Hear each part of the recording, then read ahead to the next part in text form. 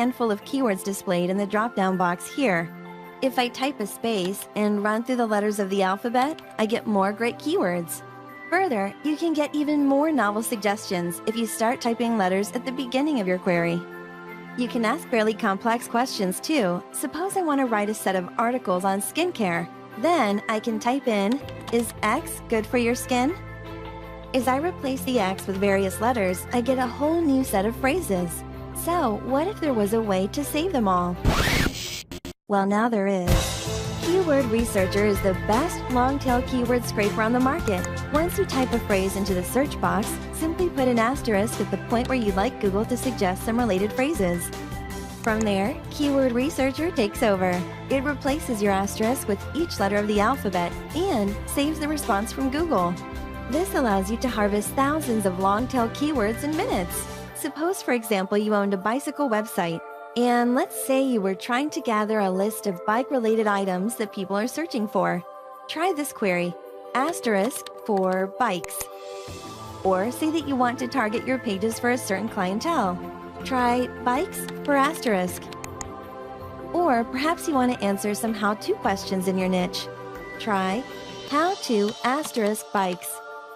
Or maybe you'd like to know what premium items your customers are actively searching for. Try best bicycle asterisk.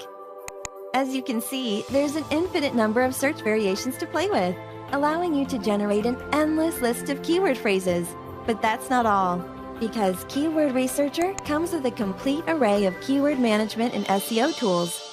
Suppose I have a new client and they need an SEO-optimized website for their low-carb diet video product. So I head over to the Google Keyword Planner and type a few phrases. Now I save the CSV file to my hard drive and start a new project in Keyword Researcher. Then I'll just drag my CSV file into the import box. Okay, I just filled up my project with lots of keywords. Let's see what we got. I can right-click on the average monthly searches column and sort from high to low. Let's see. The Dukan diet is a competitor of my client's product, so let's put the keyword Dukan on the negative keyword list. So now in the future, when I bring in new keywords, my project will blacklist the phrases that contain that word Dukan. But now, let's search for some keywords that we can use on our website.